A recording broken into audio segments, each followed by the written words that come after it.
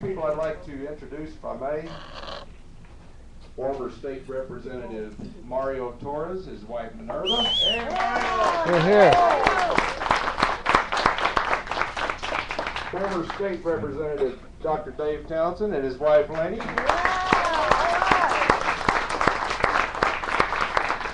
Dr. Townsend had me have the unfortunate situation. He had me in about 4 of his classes. And he said, when you get up to speak, if you're nervous, that's good, because that's your juices flowing. And maybe my juices are flowing right now. We have 2 candidates running for the state senate. Ellen Weedham.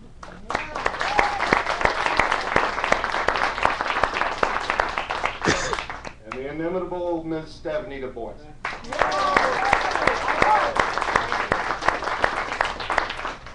We'd like to, I'd like to take this opportunity to thank Wayne McDonald, who is coming in right now, doing what he does best.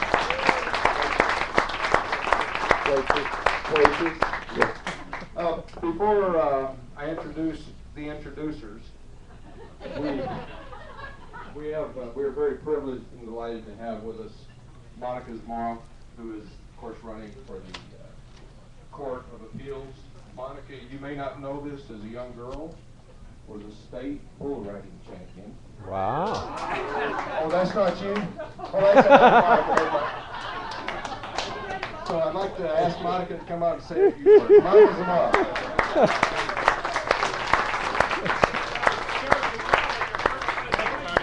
You know, I probably should have just let that one go. I agreed with him. But thank you, Oceano County. You all have been wonderful.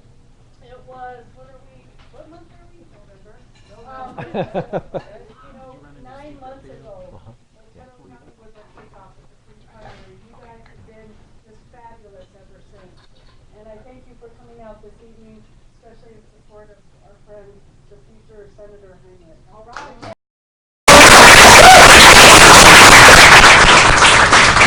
It's important that we get out and vote, because our vote is our voice. And as you know, judicial candidate, we can't take position on issues, but I can lecture you, right? As a judge, I do that every day. But it's important.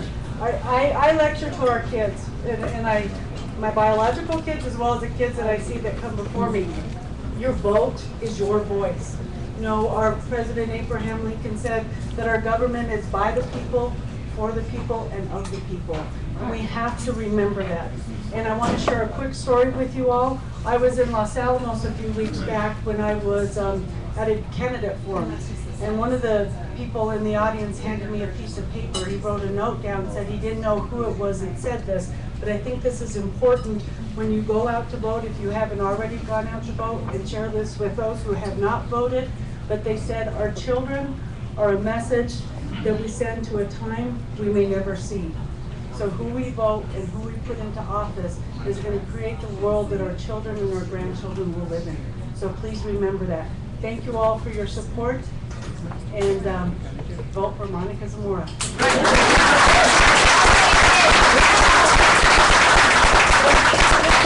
Also, Evelyn Madrid Earhart was not able to make it this evening, and so she sends her regrets. Thank you. Thank you, Monica. Nadia, did I see you walk in? Yes. Come here. Oh, she's back. Get over here. Our county chairwoman is Nadia Sykes.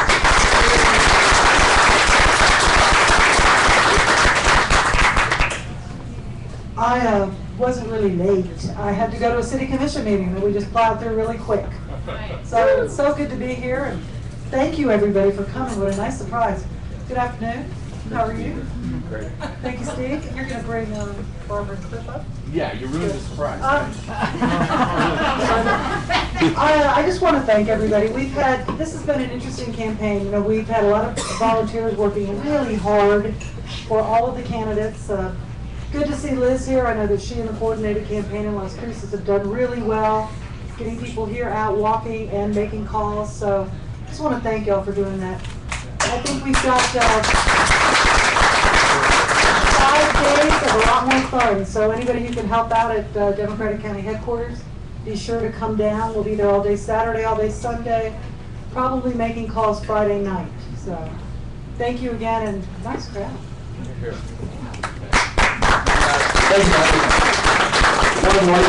One rival was Dr. Sherry Minnow, Mexico State University Alamogordo president, and her husband Tom Lars. We have a very special guest, the mayor of Alamogordo, Ms. Susie Goodwin.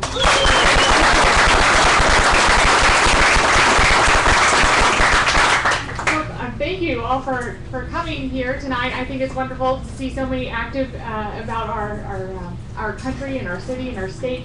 I want to do a special welcome to Martin Heinrich, welcome to Alamogordo, and I know how hard it is to run for office, and so I thank you for running, and all those here that are also local candidates running for office, thank you for what you do and for your passion. And my message to all is to get out and vote, because your voice matters. Thank you.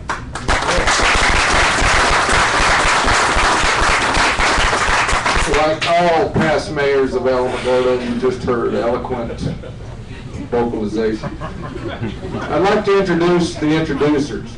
And in order to do that, I'd like to tell you a little story that Barbara McDonald told me about her husband Cliff, who served on the Otero County Commission, 40 years ago? Does that sound about right? 40 years ago. Some lady called the house and started telling Barbara about how awful Cliff was, because he voted a certain way. She didn't like it. Barbara listened, and she kept nagging and nagging and nagging. And finally, Barbara said, "Excuse me, you don't know the half of it." After Barbara got finished with that lady, she became a big Cliff fan.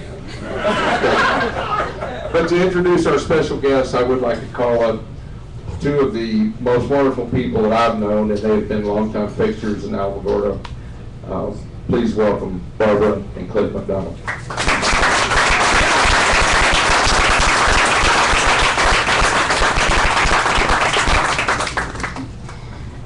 Thank you, Steve. That was a true story, too.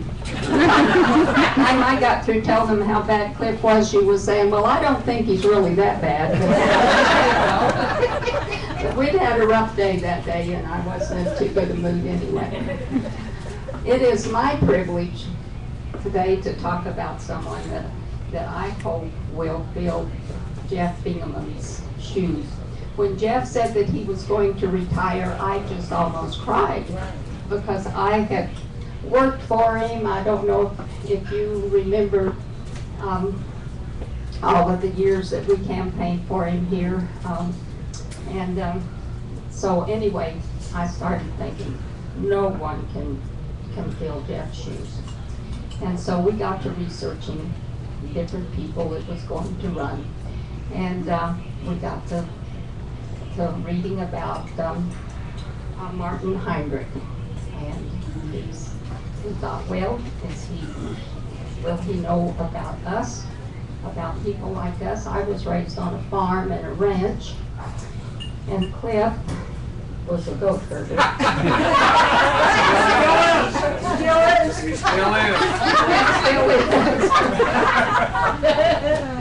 So anyway, we found out that his parents was linemen and factory workers, and so, well, that's not quite like what we were used to, but it seemed like it was middle class, and so we thought, well, he probably would understand the type of people we are and some of our issues and things that we're interested in. And the more we read, then we thought, well, maybe, just maybe, he can fill Jeff Bingham's shoes. He served on the council in Albuquerque, and he's a congressman, and we've watched how he voted, and we really like his ideas, and so I am just really sold on Martin Heinrich, and so I'm going to vote for him, and I hope everyone else will too. And do you want to say something? May I? When Steve was telling that story, reminded me of a better story. When I was on the county commission, a lot of you remember Katie Garcia from Little. She was a dear lady, but she called me about 2 or 3 times a day and gave me hell about something. And so one morning before daylight, the phone rang and I picked it up. Of course, I recognized your voice and I said, "Hello, Katie." "Hello. What can I do for you today, Katie?" And she said, "Well, Cliff, this is the first day of Lent, and I just want to tell you, I just want you to know that I forgive you."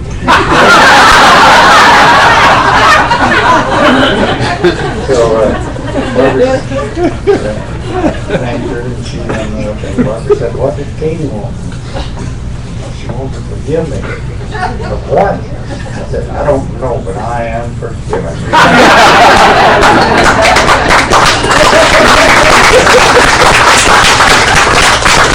Martin, we are so pleased with what we know about you, and we predict a long, wonderful political career for you, and we hope, we believe that you will bring us a lot of good things for Alamogordo and Holland. So welcome to Alamogordo again. Thank you, Cliff and Barbara. I have to tell Barbara, when I was growing up, my mom pretty much worked in factories the whole time. She was a seamstress for Levi's, and then she went to work for a company that made wheels for cars. And my dad did work for the power company. He was a lineman. But they would come home and spend their evenings and their weekends on our cow-calf operation. And so I know a little bit something about that as well. And what it taught me was just the value of good hard work. And my parents were the kind of folks who just spent a lifetime making sure that they worked hard so that myself and my sisters might have more opportunities than they did. And I think that's very much what we're about in New Mexico and what we're about as a country. We've been traveling the state today, and I want to bring you greetings from Evelyn Madrid Earhart, who we saw in Las Cruces, Nate Cote, who we saw in Chaparral. They both said to give you their best, and they need support too. I think we're really doing well right now, and Nadia mentioned that she went and left and went to a city commission meeting and came right back. Is that right? I've never experienced that. I was on the city council for 4 years, and I never saw a meeting that lasted less than 6 hours. So that's, I don't know what you've got going here, but I would stick with it if I were you. Great. Excellent. It all comes down to the mayor, huh? Good. That's I never saw an agenda that was less than 22, so that's fantastic.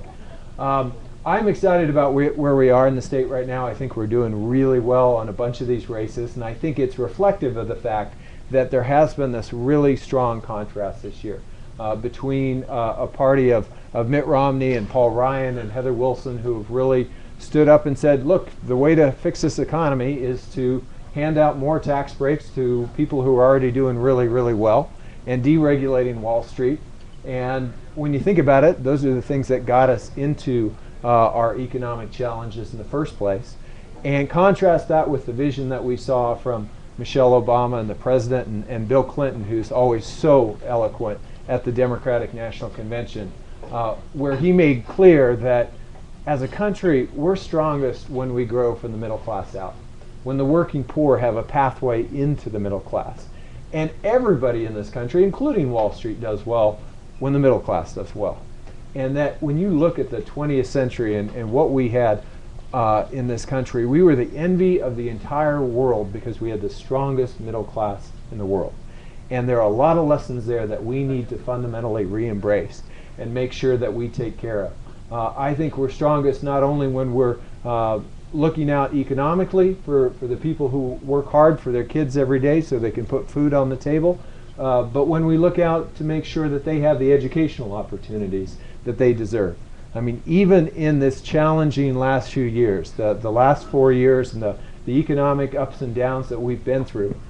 People who have a college degree throughout that entire time never had an unemployment rate above 5%. So we need to be thinking about how we make sure the next generation has access to that education, because it really does make a difference to their economic prospects.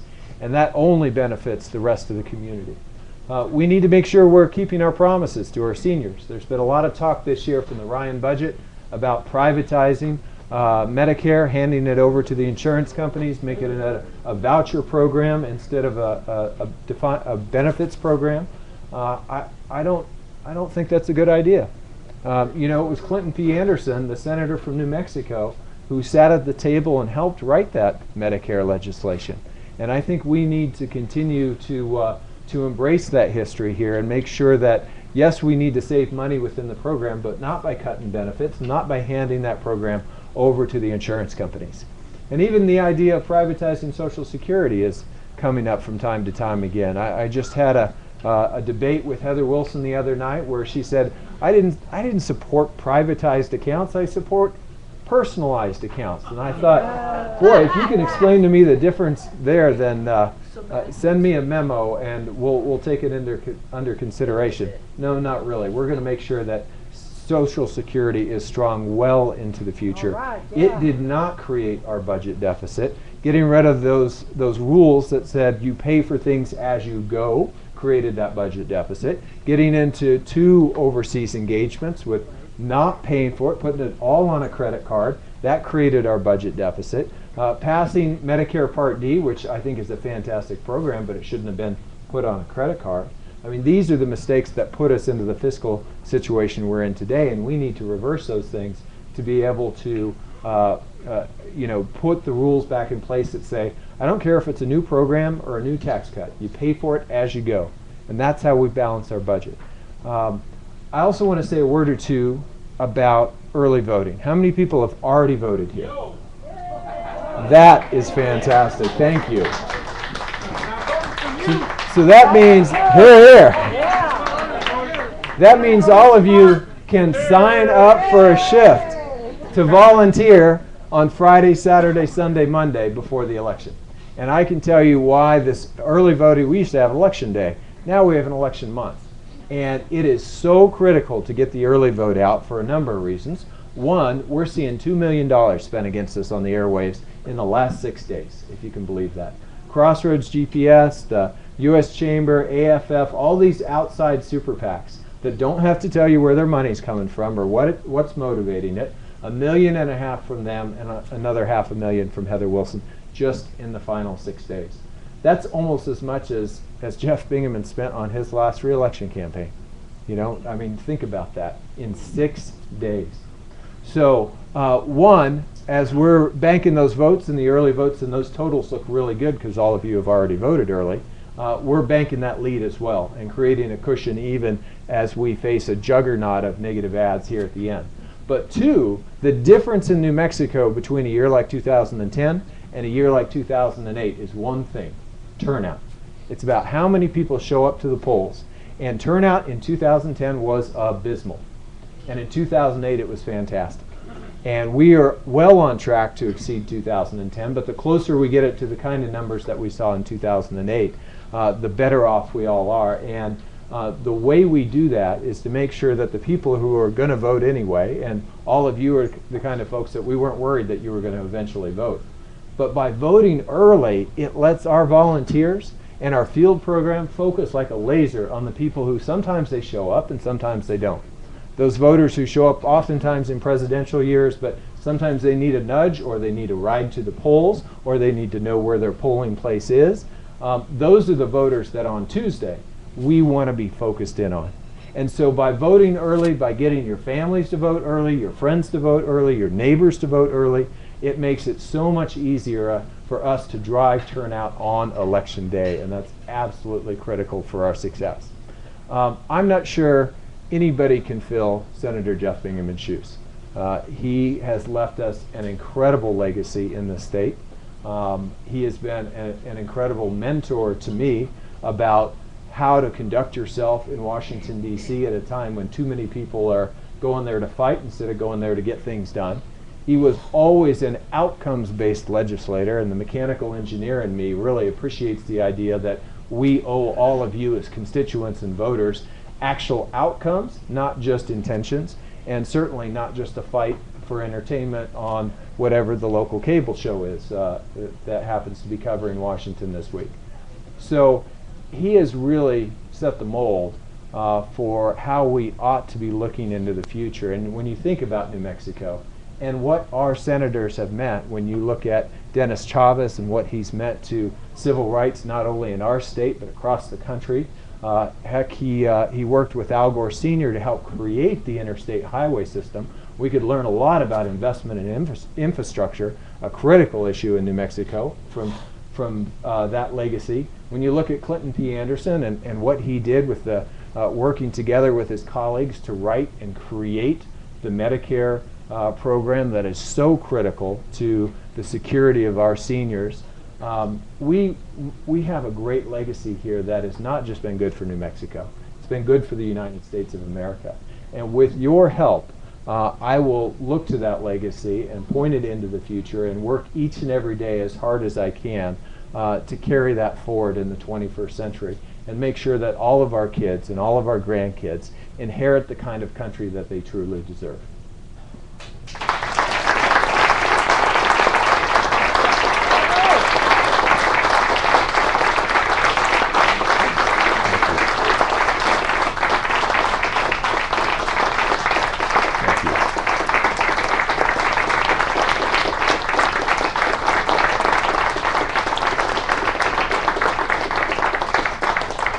It's not every day you get a standing ovation and barbecue at the same event, so I am sold. Why don't we do, say, 3 questions, and then I will sort of work the room again, and then I'm going to try and get some of that barbecue. Shoot. When you get to Washington, I think it's imperative that you find Republicans and independents and other fellow Democrats. The public, young people are disenchanted, they're angry, and they're frustrated with Congress.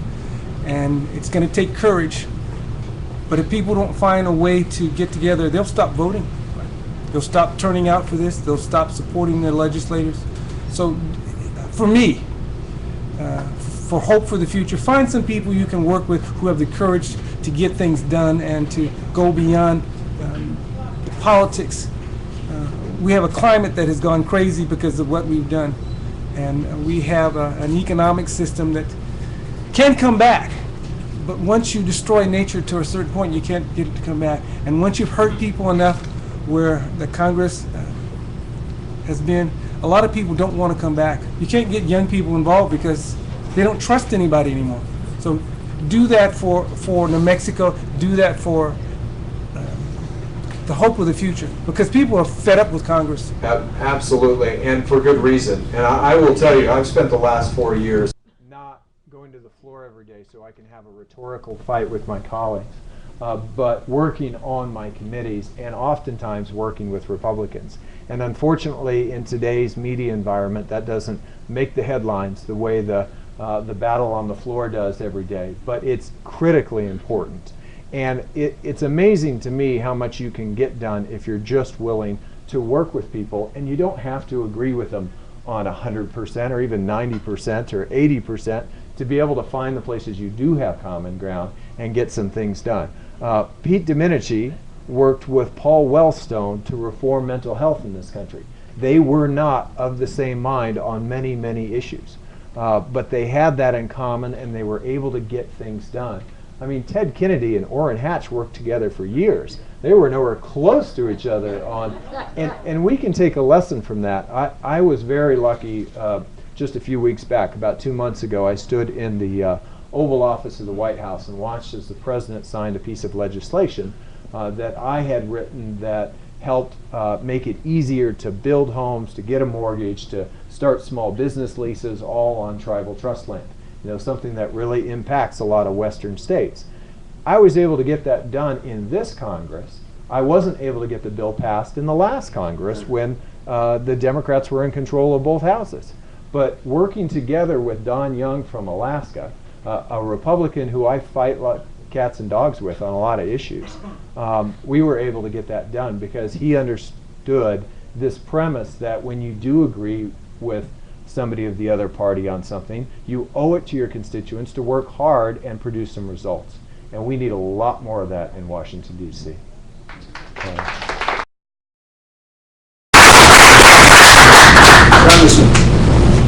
I'm not sure you're aware of it, but you probably are. There's now an attack on the Civil Rights Act in regard to voting.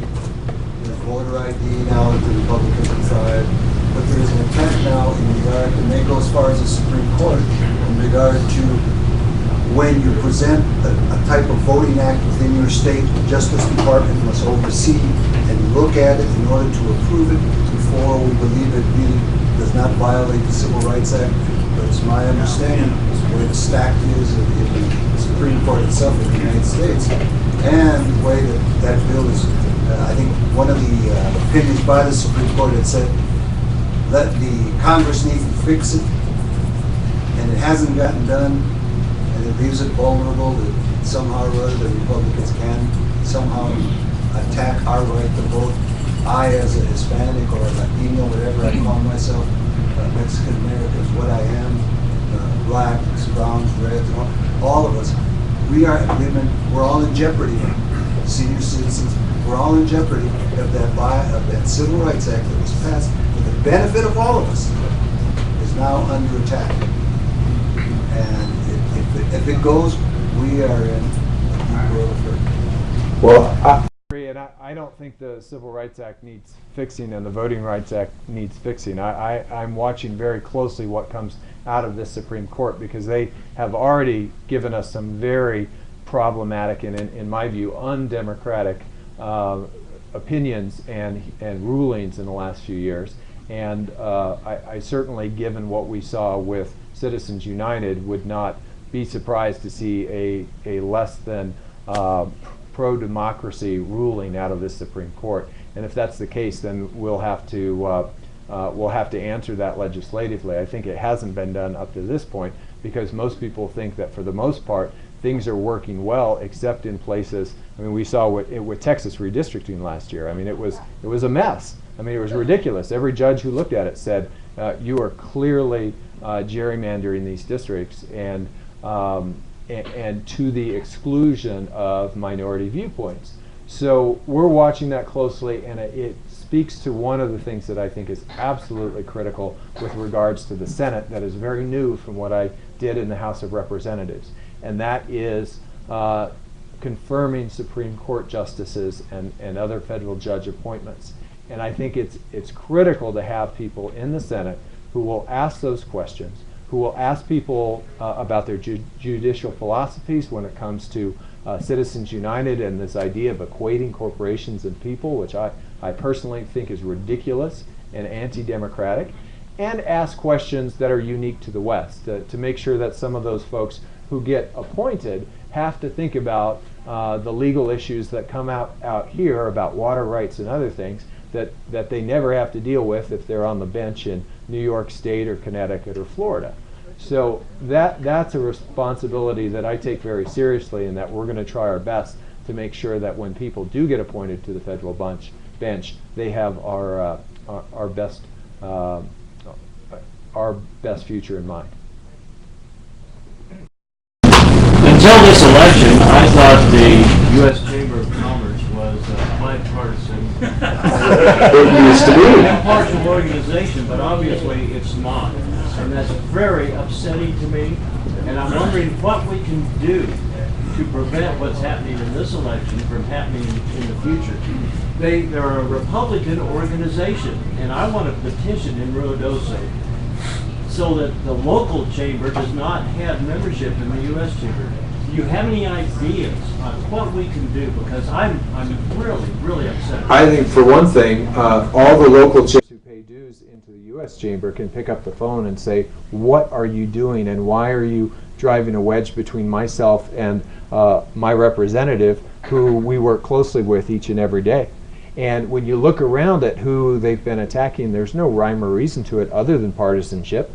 Some of the most pro-business Democrats, people like Chris Murphy in Connecticut, getting clobbered, people like Angus King in Maine, who has all the local chambers, behind him.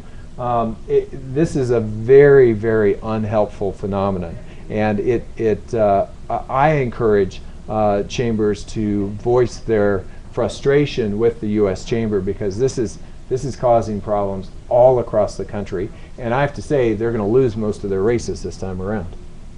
So, I want to thank all of you for coming out today. I'm going to stick around and try to answer some more questions one-on-one, and hopefully get a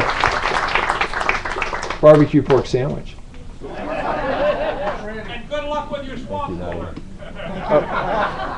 I got it winterized last weekend, so I'm hoping I don't have to deal with the swamp cooler for quite a few months. Thank you, Senator Heinrich. Thanks, Donnie. Next time Senator Heinrich comes here, he will be officially Senator Heinrich. Thank you. And I know we'll see you again. We support you. That's all we can. If I could just take a moment, I just want to thank everybody again for coming out.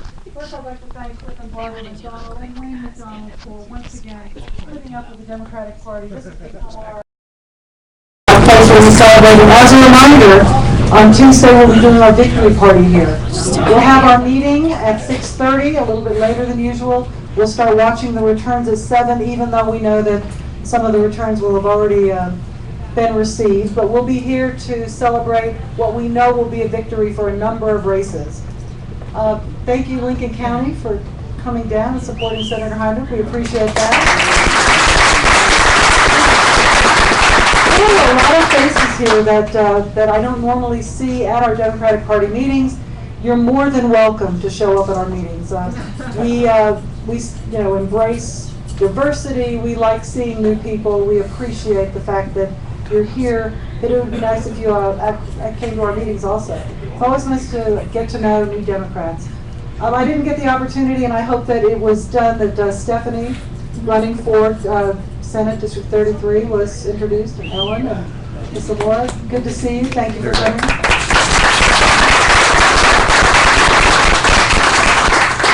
As usual, I think that we heard about the event. We're so glad that you planned this, even though we had a few days to put it together. As usual, the loyal Democrats come out and support our good candidates. So I really appreciate it. Mario, thanks for your question. I thought that was really good. Warren, your comments were well taken. Dick, thank you for your question also. I know that people probably have a few more questions they'd like to ask Mr. Heinrich if you are going to be around. Sure. I know that Alex probably has a question. So. Thank you again. If you stick around to eat, we'll be here for a little while longer. All right.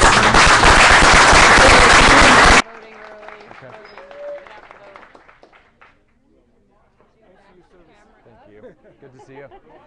Yeah, you might have to. So much of a question is Yeah. that I have a friend in Oh, you know what? Philadelphia. I'm sorry. I'm going to do a quick Just gotta stand do up, it, and then I'll be right with you. Absolutely. Yep. Okay. We're good. Does that work?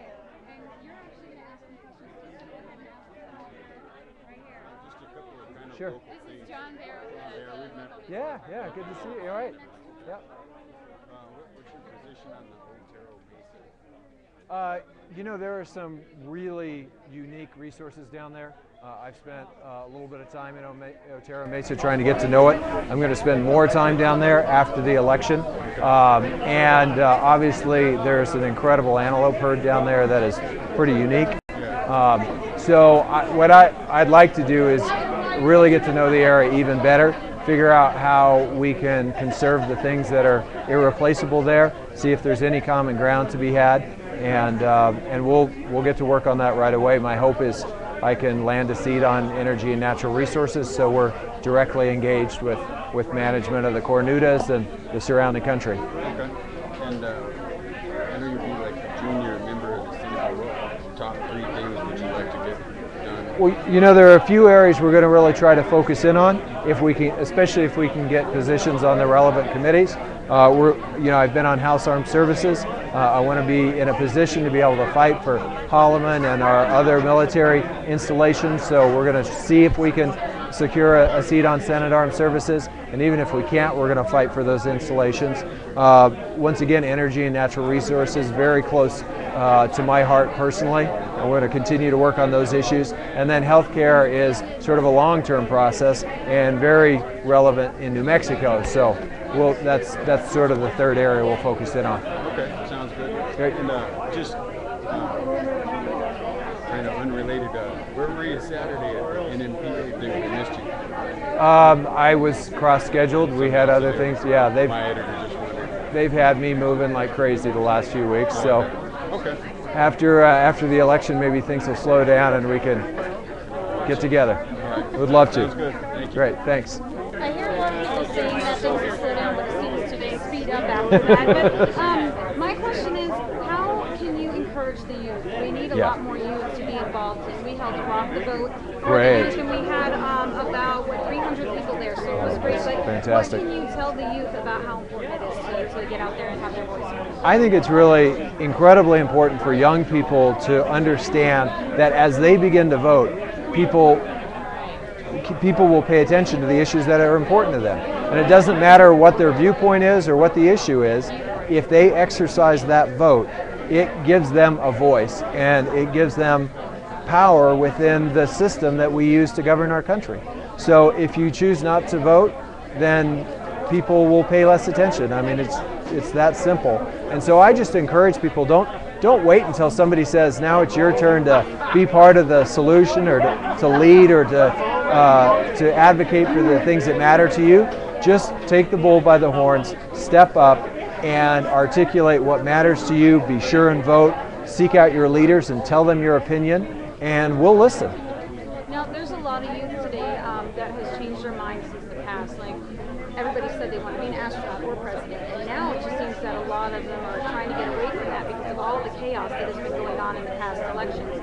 And what can you encourage them to get more involved with that as well? Well, I think the most important thing to say to our youth are just fight for a good education. Because with a good education, you can do whatever's important to you. Whether you decide to become an attorney, become a teacher, become a doctor, start your own business, any of those things, with a good education, it's within your grasp. And as I said before, even when we were really struggling in the heart of the recession, people with college degrees had less than 5% unemployment. I mean, that says just how valuable a higher education is to realizing your dreams and your goals, whatever they are. Now, my last question is, people who are basically just listening to one area of an opinion, how would you convince them to kind of expand their opportunity to know more about the opponents or about someone else instead of just saying, this one person said this and this is got to be the truth? What can you do? My experience has been that even if you hold on to a very specific opinion on one issue, it's always good to listen to all the other viewpoints too, because you're able to make better, more mature decisions about how to even reach the goals that you have within that area. So when you're working with people that you don't necessarily agree with, oftentimes you actually become more effective at advocating for the things you care about. All right, thank you so much. Thanks, Leona. Thank you.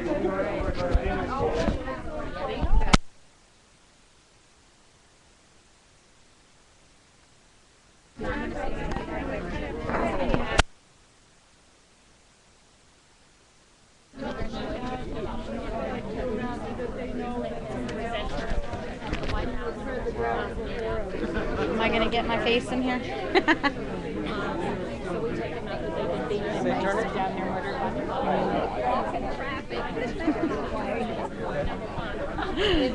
Am I in the camera now? I'm Leona St. Louis with AlamogordoLive.net, and we are here at Sunset Run right now live with Martin Heinrich. He's answering some questions and he's going to get a bite to eat. So if you have questions or you want to come down here and meet him, come on down. We're here now.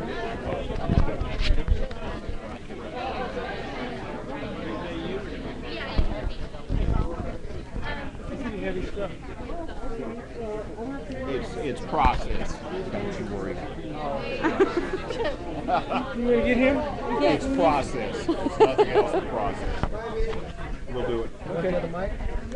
Yes, I'm going to put the mic on you. Well, I can hold it like this. It's okay. We're good. Yeah, it just makes me. I know. This is exactly what he gets, No huh? good deed goes unpunished. So tell me, sir, I am here with Reverend, which I should have known before, Reverend Warren Robinson. Now, what can you do to encourage the youth to get out there and vote? What would be your pitch to them to help them understand that their opinion does count and that it counts now? The best thing that I can do is what I'm doing now. Vote, continue to vote, register every year, encourage people to take advantage of their civil rights and use that process to make their views known. If you don't do that, then you can't complain when you don't get the results that you want. When I was raised, they told me citizenship is important. To be a citizen means you need to take your responsibilities seriously for your community, for your family, for everything around you. That's what citizenship meant. And one of those main things was voting. Young people today in a global electronic world that they live in don't always have the connectedness and the understanding of what it means to be a true citizen. Because a true citizen means you need to do something in your community besides being on a laptop or on a cell phone. It means going out and talking with people, organizing people, supporting people, helping people, even debating and arguing with people. That's citizenship. And you can't always do that electronically. So I'm going to do what I do. I'm going to keep voting, I'm going to keep serving, and I'm going to be a role model. I'm not like Charles Barkley. I am a role model. And I'm going to do that, and I'll do it until I die. So when they see that old man voting and that old man doing what a citizen does, then I'm going to use my life as a model. Sometimes you can't argue either politics or war or history with someone who doesn't have the ability to make the conception, oh, I understand what he's talking about, because they don't. They've had a different experience. Not just the TV generation, but an internet generation and an iPod generation and an electronic generation where they get their information from here. I got mine from people who live next to me, who talked to me, who worked with me, who scolded me and disciplined me. They're in a different world. And my comment was that if Congress keeps acting the way that they're acting, I don't blame young people for not voting. I don't blame them, because the evidence is that these intelligent people who are supposed to represent their interests are now just stonewalling and not talking or working with each other. And that's very disconcerting. It's very disenchanting. And what we have here is a system that is supposed to be engaged, supposed to be transparent, and supposed to help the people. And if you don't do that, people will walk away from it. So what would you say to the youth that, let's say they're just getting their parents' information, which isn't a bad thing, of course, but they have a curiosity, and maybe they're just listening to what their parents are saying as far as who to vote with. How can you encourage them to, and others, to expand what other people are saying and thinking? And it's okay to disagree, but also to just open the mind a little bit to understand the other point of view. How that's been a problem since the time began, I think. The only thing that I could say is I would have them to challenge those people in power. Ask them questions. Challenge them when they do things that are incorrect or unlawful or just not cooperative. Challenge them. Stay at them. Write letters. Show up at meetings. Call them to task. Take that energy of youth and creativity and then challenge lawmakers and people who have representative office. Challenge them. And then something else, something crazy, run for office. Be involved is the main thing. Run for office and see what it takes to get elected, to be a representative, and it's a lot of work. It's a lot of work. And I say, don't walk away from it until you tried it. Don't criticize these guys until you tried it. I dare you to run for it. I would challenge young people to find an office and run for it. That's what I would do. It starts in school. They have offices in school they can run. Anything that's open, I challenge you to find out about it and then run for it. Because they can do it. It doesn't take as much money as you think. It takes a lot of time. It takes a lot of commitment. It takes a lot of study and But don't criticize someone for doing a bad job if you're not willing to try and do that job. It's a lot of work. I admire anyone who gets elected. It's a lot of work. Well, thank you so much for your insight on this. I really appreciate it, and thank you for coming down to be involved. My pleasure. Thank you.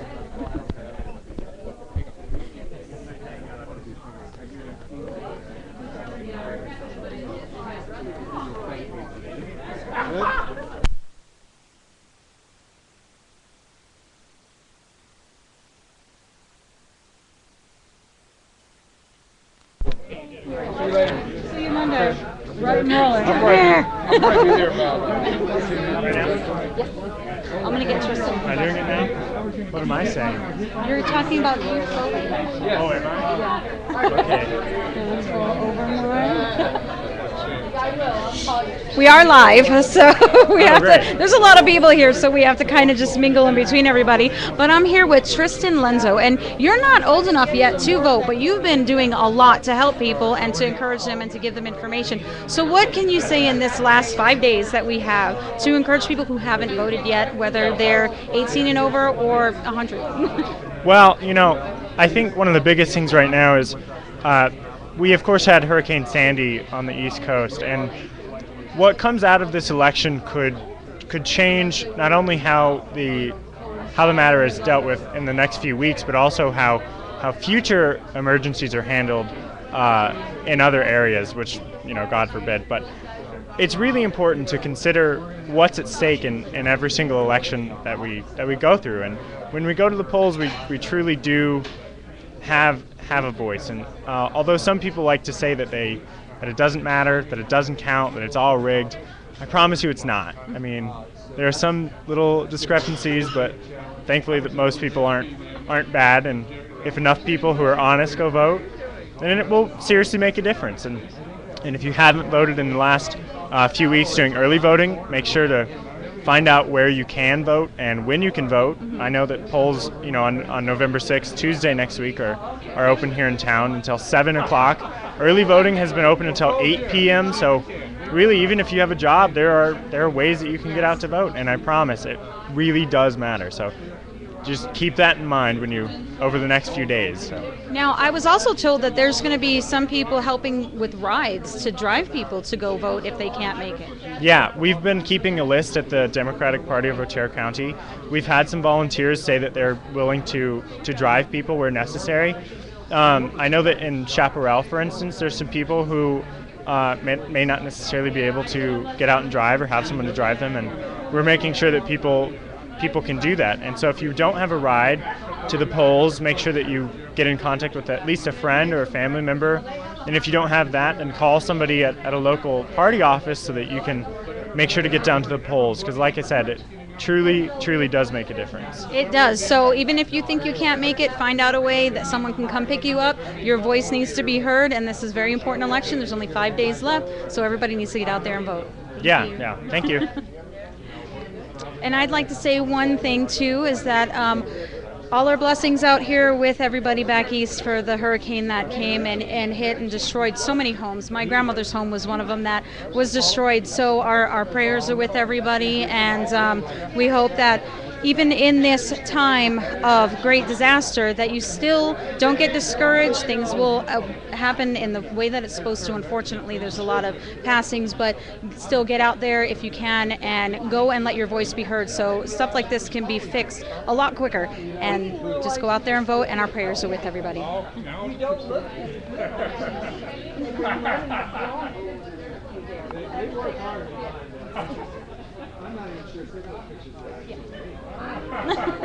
Yeah.